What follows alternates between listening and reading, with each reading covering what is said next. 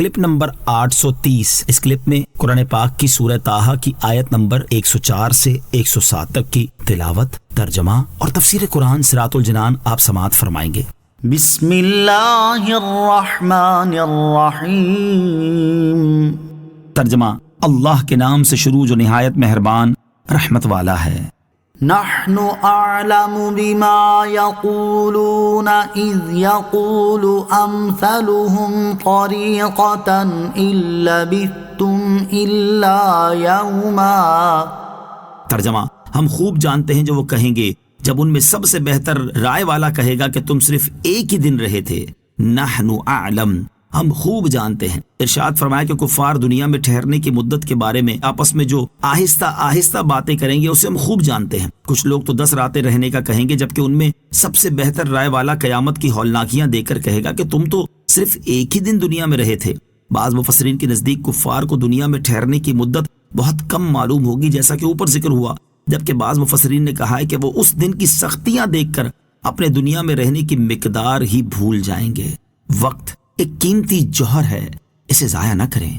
یہاں یہ بات یاد رہے کہ وقت ایک نفیس، نقدی اور لطیف جوہر ہے۔ اسے کسی حقیر اور فانی چیز کو پانے کے لیے خرچ نہ کیا جائے، بلکہ اس سے وہ چیز حاصل کرنے کی کوشش کی جائے جو انتہائی اعلیٰ اور ہمیشہ رہنے والی ہے۔ لہٰذا ہر عقل مند آدمی کو چاہیے کہ وہ اپنے وقت کو صرف دنیاوی زندگی کو پرسکون بنانے، اس کی لذتوں اور رنگینیوں سے لطف اندوز ہونے اور اس کے عیش و عشرت کے حصول میں صرف کر کے اسے ضائع نہ کرے، بلکہ اپنی آخرت بہتر سے بہتر بنانے میں اپنا کامل وقت استعمال کرے، کیونکہ دنیا کسی کا مستقل ٹھکانہ نہیں، اور دنیا کا عیش بہت تھوڑا اور اس کا خطرہ بہت بڑا ہے، اور اللہ تعالیٰ کی بارگاہ میں اس کی قدر انتہائی کم ہے، حتیٰ کہ اللہ تعالیٰ کے نزدیک مچھر کے پر برابر بھی دنیا کی حیثیت نہیں۔ اس لیے دنیا کے دھوکے میں مبتلا ہو کر اپنی اخروی زندگی کو عذاب میں ڈال دینا سمجھدار کے شایان شان نہیں۔ دنیا کے بارے میں امام محمد غزالی رحمۃ اللہ تعالی فرماتے ہیں، جو شخص دنیا کے دھوکے میں آتا ہے اس کا ٹھکانہ ذلت ہے، اور جو آدمی اس کے ذریعے تکبر کرتا ہے اس کی منزل کف افسوس ملنا ہے۔ دنیا کا کام طلب کرنے والوں سے بھاگنا اور بھاگنے والوں کو تلاش کرنا ہے۔ جو دنیا کی خدمت کرتا ہے تو یہ اس سے چلی جاتی ہے، اور جو اس سے منہ پھیرتا ہے یہ اس کے پاس آتی ہے۔ دنیا صاف بھی ہو تو آلودگیوں کے شائبے سے خالی نہیں ہوتی، اور اگر یہ سرور بھی پہنچائے تو وہ پریشانیوں سے خالی نہیں ہوتا۔ دنیا کی سلامتی اپنے پیچھے بیماری لاتی ہے اور اس کی جوانی بڑھاپے کی طرف لے جاتی ہے۔ دنیا کی نعمتیں حسرت اور ندامت کے سوا کچھ نہیں دیتی، تو یہ دنیا دھوکے باز، مکار، اڑنے والی اور بھاگنے والی ہے، اور اپنے چاہنے والوں کے لیے ہمیشہ بن سور کر رہتی ہے، یہاں تک کہ جب وہ اس کے دوست بن جاتے ہیں تو یہ ان پر دانت نکالتی، یعنی ان کی بے بسی پر ہنستی یا انہیں دھمکاتی ہے۔ دنیا اپنے اسباب کے مقامات بکھیر دیتی ہے اور اپنے تعجب کے خزانے ان دوستوں کے لیے کھول دیتی ہے، پھر انہیں اپنے زہر سے ہلاکت کا مزہ چکھاتی اور اپنے تیروں سے زخمی کرتی ہے۔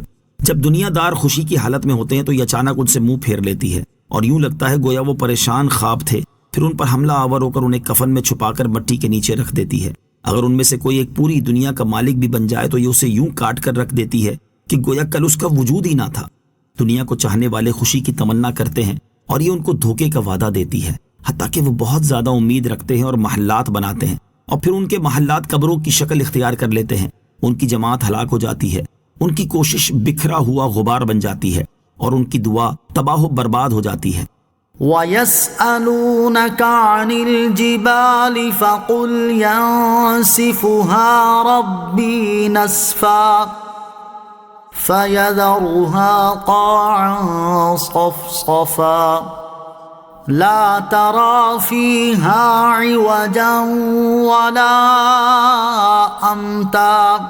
ترجمہ: اور آپ سے پہاڑوں کے بارے میں سوال کرتے ہیں، تم فرماؤ انہیں میرا رب ریزہ ریزہ کر کے اڑا دے گا، تو زمین کو ہموار چٹیل میدان بنا چھوڑے گا، تو اس میں نہ کوئی ہمواری دیکھے گا نہ کوئی اونچائی۔ وَيَسْأَلُونَكَ عَنِ الْجِبَالِ، اور آپ سے پہاڑوں کے بارے میں سوال کرتے ہیں۔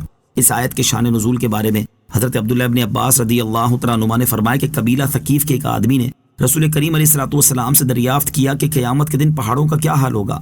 اس پر یہ آیت کریمہ نازل ہوئی اور اللہ تعالیٰ نے ارشاد فرمایا کہ اے حبیب علیہ الصلوۃ والسلام، آپ سے پہاڑوں کے بارے میں سوال کرتے ہیں، آپ ان سے فرما دیں کہ انہیں میرا رب عز و جل ریت کے ذروں کی طرح ریزہ ریزہ کر دے گا، پھر انہیں ہواؤں کے ذریعے اڑا دے گا، اور پہاڑوں کے مقامات کی زمین کو ہموار چٹیل میدان بنا چھوڑے گا، اور زمین اس طرح ہموار کر دی جائے گی کہ تو اس میں کوئی پستی اور اونچائی نہ دیکھے گا۔